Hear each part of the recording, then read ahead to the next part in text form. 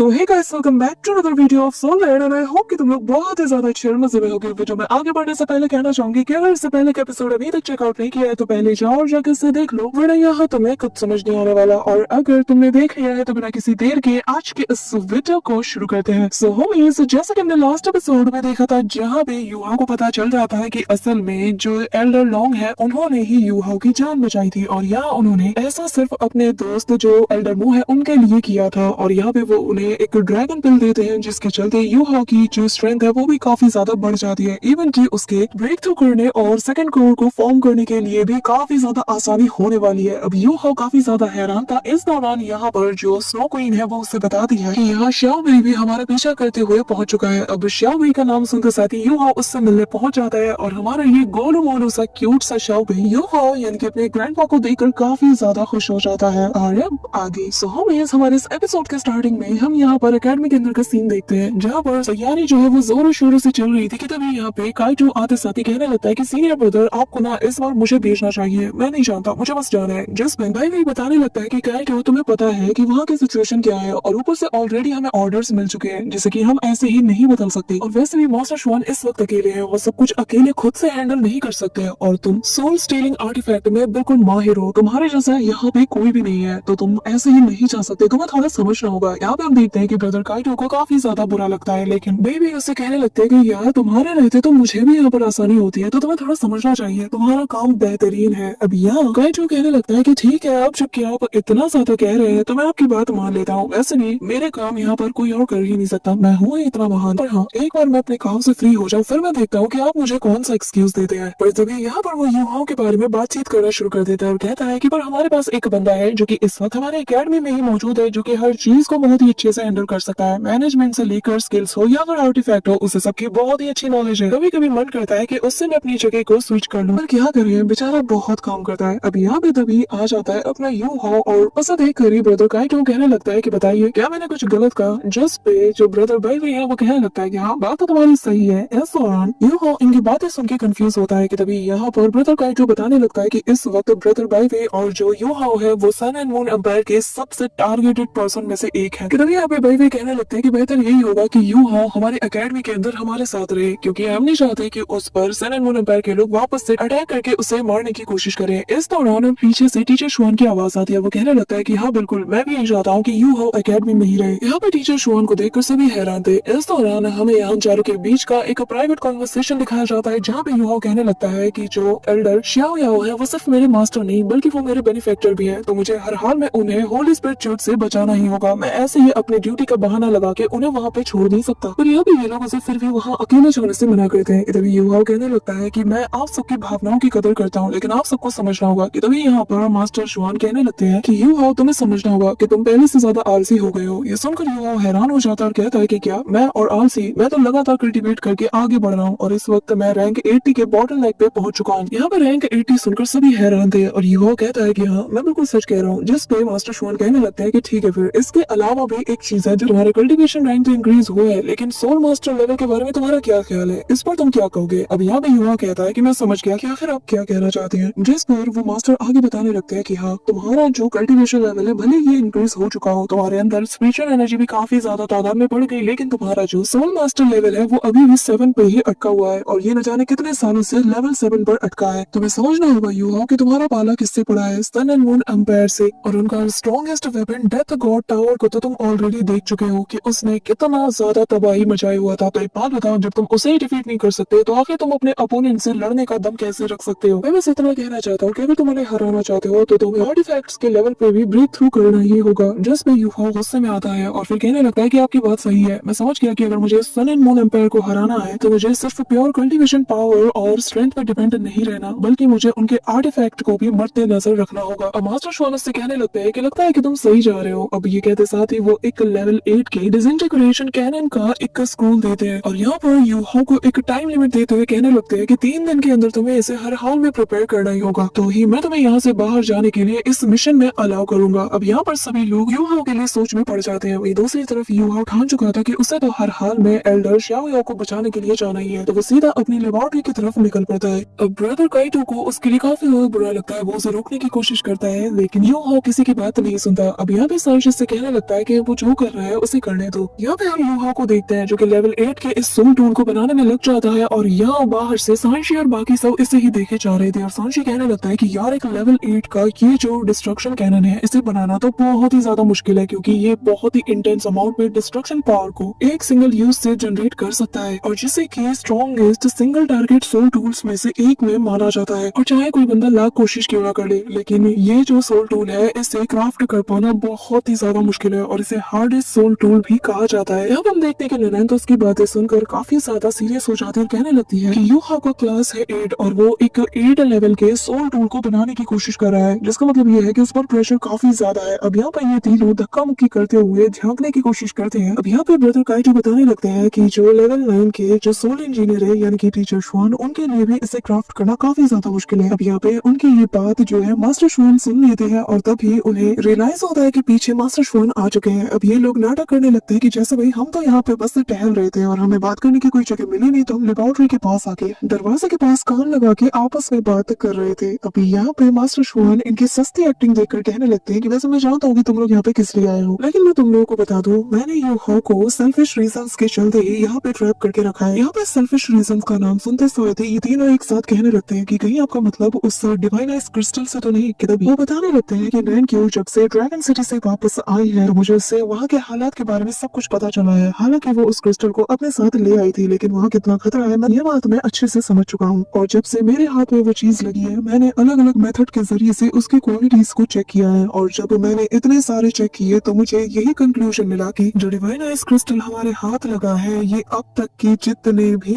Top tier के rare materials है उन सभी को सरपास कर चुका है। ये सुनकर सभी शॉक्ड हो जाते हैं और मास्टर श्वान आगे बताने लगते हैं कि हाँ तुम लोग सही समझे, इसका मतलब यही है कि ये एक ऐसा रेयर और पावरफुल मटेरियल है कि जिसके जरिए से एक लेवल 9 के टॉप क्लास के आर्टिफैक्ट को क्रिएट किया जा सकता है और ये बस उसी के लिए बना है। यहाँ तक कि इससे लेवल 10 के भी जो सोल टूल्स है उन्हें भी बनाया जा सकता है, लेकिन लेवल 9 से कम के सोल टूल्स को फोर्ज करने के लिए इसे यूज करना ये इसके साथ नाइंसाफी होगा। यहाँ पे क्लास 10 को सुनते साथ ही ये सभी लोग हैरान हो जाते हैं और उनके पास आकर कहते हैं कि क्या आप सच कह रहे हैं, जिस पर मास्टर श्वान बताते हैं कि मेरी लिमिटेड मार्शल सोल एट्रीब्यूट और जो कल्टीवेशन लेवल है इसके चलते मैं लेवल 10 के सोल टूल को फोर्ज नहीं कर सकता और अपने काबिलियत के दम पर मैं उस डिवाइन आइस क्रिस्टल को तो कभी भी फोर्ज नहीं कर सकता, लेकिन यूहा जिसके पास अनलिमिटेड आइस पावर है उसके लिए ये आसान होगा, वो ये कर सकता है। और एक डिवाइन आइस क्रिस्टल जैसे रेयर मटेरियल से एक पियरलेस वेपन को फोर्ज करना बहुत ही ज्यादा मुश्किल काम है, लेकिन अगर यूहा सोल इंजीनियरिंग में ब्रेक थ्रू कर ले और एक हायर लेवल तक पहुंच जाए तो उसके लिए न जाने कितनी अपॉर्चुनिटीज खुल जाएंगी और फिर वो अपनी आइस पावर का यूज करते साथ ही इस आइस क्रिस्टल से ऐसे ऐसे वेपन और ऐसे ऐसे लेवल के वेपन बना सकता है जिसका मैं और तुम अंदाजा भी नहीं लगा सकते। जिसके बाद वो मनी मन यूहा को ऑल द बेस्ट कहते हुए कहते हैं कि उम्मीद करता हूँ कि तुम कामयाब जरूर होगे और एक टॉप टायर के सोल टूल के साथ वापस आओगे, क्योंकि तुम्हारे पास ये वो मौका है कि तुम क्लास 10 के एक टॉप क्लास सोल टूल को यहाँ पे प्रोड्यूस कर पाओ। इसी के साथ हम देखते हैं कि 2 दिन बीत जाते हैं। एकेडमी में सब कुछ नॉर्मल चल रहा था, लेकिन फाइनली वो दिन भी आ जाता है जब 3 दिन का टाइमलाइन पूरा होने वाला था। इस दौरान बेबी और ब्रदर काइटो आपस में बात कर रहे थे और कहते हैं कि 3 दिन की टाइमलाइन बहुत ही जल्द पूरी होने वाली है और लगता है कि यूहा इस मिशन में हमारा साथ नहीं दे पाएगा। पर तभी यहाँ पर एक जोरदार एक्सप्लोजन की आवाज होती है। अब सांशी ये सुनते साथ ही कहता है कि ये धमाका तो यूहा के डायरेक्शन से हुआ है, चलो जाके देखते हैं। कि तभी ब्रदर काइटो और ये दोनों दौड़ के जाते हैं और दूसरी तरफ मास्टर श्वान को भी इसकी ऑरा फील हो जाती है और वो कहने लगते हैं कि ये तो यूहा के डायरेक्शन से आ रही है। यहाँ पे हम देखते हैं कि उस लेबोरेटरी के बाहर भीड़ लग चुकी थी और यहाँ पे सभी लोग बात कर रहे थे कि न जाने अंदर क्या चल रहा होगा, आखिर ऐसे इतना ज्यादा टाइम क्यों लग रहा है, ये बाहर क्यों नहीं निकल रहा। ब्रदर सांशी कहने लगता है कि अगर मैं इसके साथ पुराने वक्त से ना रहा होता तो मैं अब तक मान चुका होता कि ये कोई बीस्ट है जो कि हमारे बीच ह्यूमन फॉर्म में रह रहा है। जरा देखो तो इतनी टेरिफाइंग एनर्जी फ्लक्चुएशन को भी ये आसानी से झेल रहा है। इसी के साथ हम यूहा को देखते हैं जो कि अपने सोल कोर को फॉर्म करने में लगा हुआ था, साथ ही यहाँ पर वो उस पर फोकस कर रहा था। इस दौरान जो मास्टर श्वान है वो भी हैरानी के साथ कहते हैं कि क्या यूहा वाकई में अपने सोल कोर को कंडेंस कर रहा है या फिर इसने ऑलरेडी इसे कंडेंस कर लिया है। अब यहाँ पे यूहा अपनी आइज को ओपन करता है, वो यहाँ पर कुछ मटेरियल्स का यूज करते साथ ही उसे फोर्ज करना शुरू कर देता है। अब यहाँ पे सब समझ जाते हैं कि बीते 2.5 दिन यूहा ने बस अपनी सेकंड सोल कोर को कंडेंस करने में लगा दिया था और असली काम तो वो अब शुरू कर रहा है।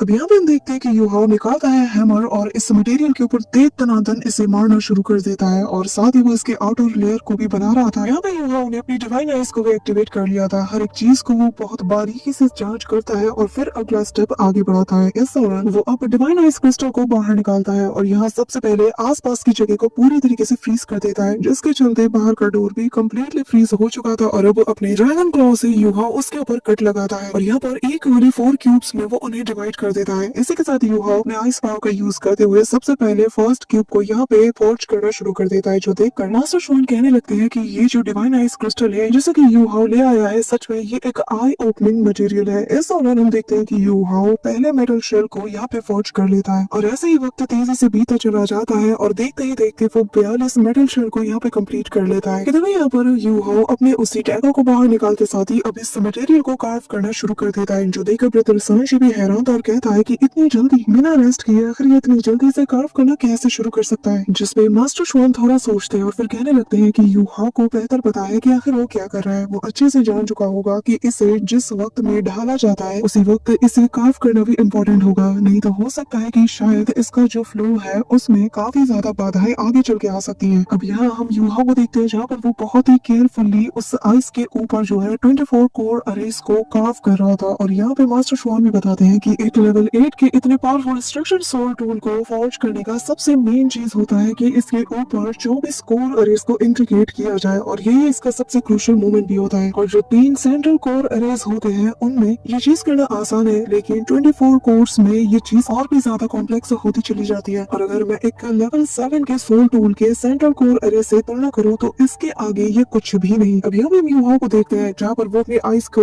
एक जगह पर टिकाए रखता है और यहाँ पर 24 और अरेज होते हैं उसका नक्शा यहाँ उसने अपने आंखों में बिठा लिया था और अब उसे फॉलो करते हुए बिना पल के चिपकाए वो लगातार काम किया जाता है। यहाँ पे हम देखते हैं कि यूहाओ एक एक करके सारे कोर अरे को यहाँ पे क्राफ्ट करना शुरू कर देता है और ऐसे ही पलक झपकते वो दूसरे कोर अरे को भी क्राफ्ट कर लेता है। ये देखकर तो ब्रदर काइटो काफी ज्यादा हैरान थे और वो यूहाओ की तारीफ करते हैं कि ये कितना ज्यादा कमाल का है और उसने तो दूसरे वाले को क्राफ्ट करने में बहुत ही ज्यादा कम वक्त लिया है। अब यहाँ पर सभी लोग उसकी स्पीड से तो काफी ज्यादा इम्प्रेस थे, लेकिन मास्टर शॉन बताते हैं कि जब मैंने एक बार लेवल 8 के सोल टूल को यहाँ पे फोर्ज किया था तो मुझे कम से कम 6 दिन का वक्त लगा था और सिर्फ फर्स्ट कोर अरे को कार्व करने में मुझे 3 दिन लग गए थे। यहाँ पे हम देखते हैं कि यूहाओ फाइनली सभी चीजों को कार्व कर लेता है और अब वो बाहरी थी हर एक चीज को असेंबल करने की। अब यहाँ पे असेंबलिंग वो शुरू कर देता है। सभी की निगाहें इस वक्त यूहाओ पे फिक्स हो जाती हैं और हम यूहाओ को देखते हैं जो कि यहाँ पर अपनी डेस्टिनी आई की पावर का भी यूज करता है। इसी के साथ यूहाओ हर एक चीज को गौर से आपस में असेंबल करना शुरू कर देता है और कहता है कि इससे फर्क नहीं पड़ता कि ये कितना ज्यादा कॉम्प्लेक्स है, एट द एंड ये बस कोर अरे हैं जिन्हें कि मुझे आपस में असेंबल करना है। मुझे बस ज्यादा फोकस, ज्यादा सोल पावर और एक्सपीरियंस की जरूरत है, इसके बाद मैं सब कुछ कर लूंगा। अब यहाँ पे यूहाओ हर एक चीज को बारीकी के साथ देखता है और यहाँ पर आइस एम्प्रेस फॉर्म में ट्रांसफॉर्म होते हुए वो खुद को श्रिंक करके हर एक चीज को गहराइयों के साथ देखते हुए उन्हें असेंबल करता है और कहता है कि मेरी सोल पावर और मेरी स्पिरिचुअल पावर एक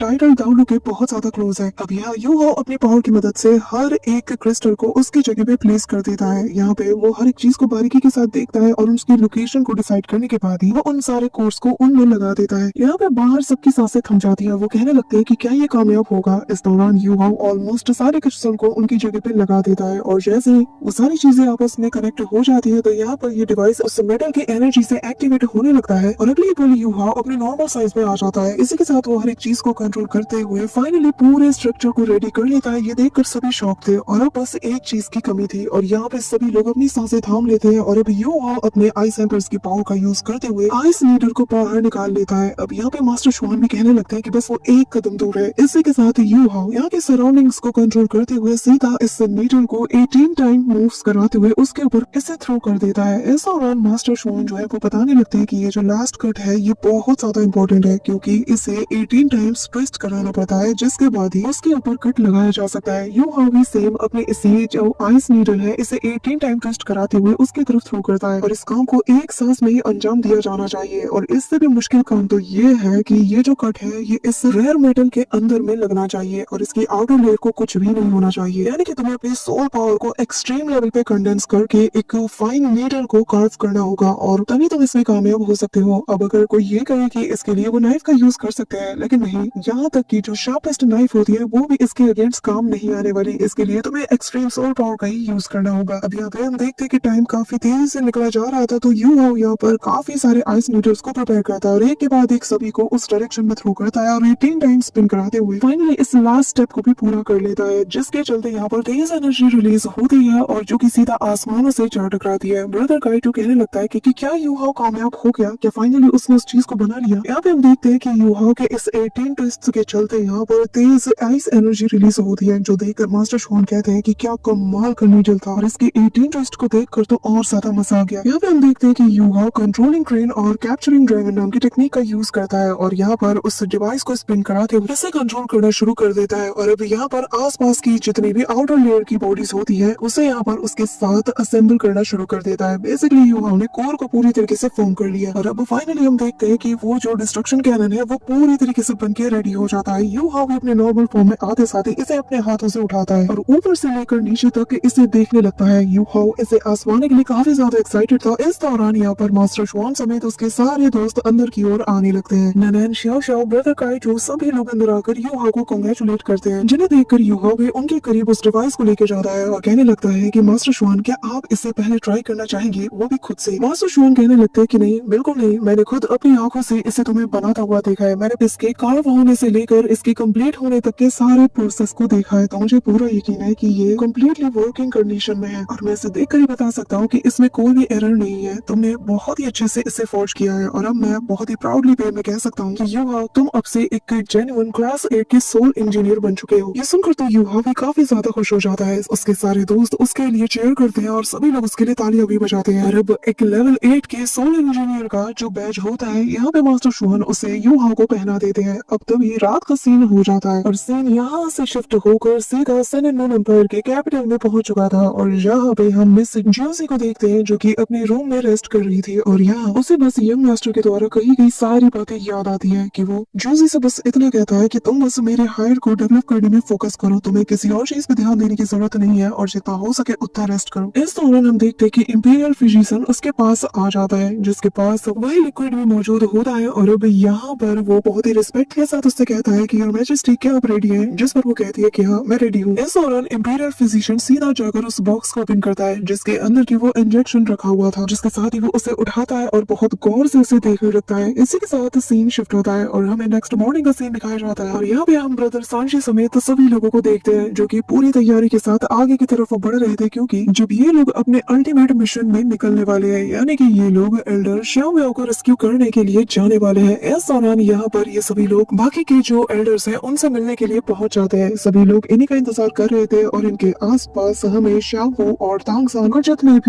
और जितने भी सोल एंड वन के मेन कैरेक्टर्स थे उनके स्टैचूज हमें दिखाए जाते हैं, जिसके साथ ही ये सभी लोग एल्डर सोंग और दीन यान दोनों को ग्रीट करते हैं जो कि इनके साथ जाने वाले हैं और यहाँ पर ये कहने लगते हैं कि क्या तुम लोग रेडी हो, जिस पर वो हाँ में जवाब देते हैं, जिस पर एल्डर सोंग कहने लगता है कि ठीक है फिर चलो जल्द से जल्द इस मिशन को हम अंजाम देते हैं। इसी के साथ हम देखते हैं कि फाइनली यूहाओ समेत पूरी टीम अपनी कमर कस चुकी थी। ये लोग धमाल मचाने के लिए रेडी थे और अब आने वाले एपिसोड में और ज्यादा मजा आएगा। वहीं दूसरी तरफ हम यहाँ सन एंड मून एम्पायर के बाकी के बैटल एरिना का सीन देखते हैं जहाँ पर कत्लेआम ऐसे मचा हुआ था कि जैसे ये रोजमर्रा की बात हो चुकी थी। आसपास डेड बॉडीज बिछी हुई थी और यहाँ इन्हीं के ऊपर से यहाँ यूहाओ और बाकी सभी लोग फ्लाई करते हुए आगे बढ़ रहे थे। यूहाओ ये नजारा देखकर कहता है कि कितना क्रूअल ये बैटल फील्ड रहा होगा, न जाने कितनी बेरहमी के साथ इन सभी की जान गई होगी। तभी अब एल्डर सोंग बताने लगते हैं कि असल में हेवनली सोल एम्पायर ऑलरेडी अपनी आधे से ज्यादा टेरिटरी को गंवा चुकी है और इस वक्त तियानलिंग सिटी के अंदर जो इनका मिलिट्री फोर्टेस है, जो किला है, इसी पर ये लोग रिलाई किए हुए हैं और बस कुछ वक्त के लिए ही इन्होंने खतरे को डाला है। लेकिन जो कंबाइंड फोर्सेस है हेवनली सोल, दाओ स्पिरिट और स्टार लू किंगडम की, तो इन सभी के मिलाकर टोटल 5 लाख से ज्यादा सैनिक यहाँ पे तैनात है। लेकिन यहाँ से बस कुछ ही दूर पर सन एंड मून एम्पायर के 3 लाख से ज्यादा सोल्जर्स इन्हें घेरे हुए हैं। तो इसलिए सभी को याद रखना है कि हमारा मिशन है कि बस हम शाओ बाओ को बचा के यहाँ वापस लाएंगे, कोई भी बैटल फील्ड में एंट्री नहीं मारेगा। उम्मीद करता हूँ कि तुम सभी लोग मेरी बात समझ गए होंगे। ये कहते साथ ही ये लोग आगे बढ़ जाते हैं। So that's it for today guys. I hope कि तुम सबको आज की वीडियो काफी ज्यादा पसंद आई होगी। अगर हाँ तो वीडियो को लाइक करना, चैनल पे नए हो तो सब्सक्राइब करना और कमेंट करके अपना बेस्ट पार्ट जरूर बताना। तो मिलते हैं नेक्स्ट वीडियो में, तब तक के लिए बाय।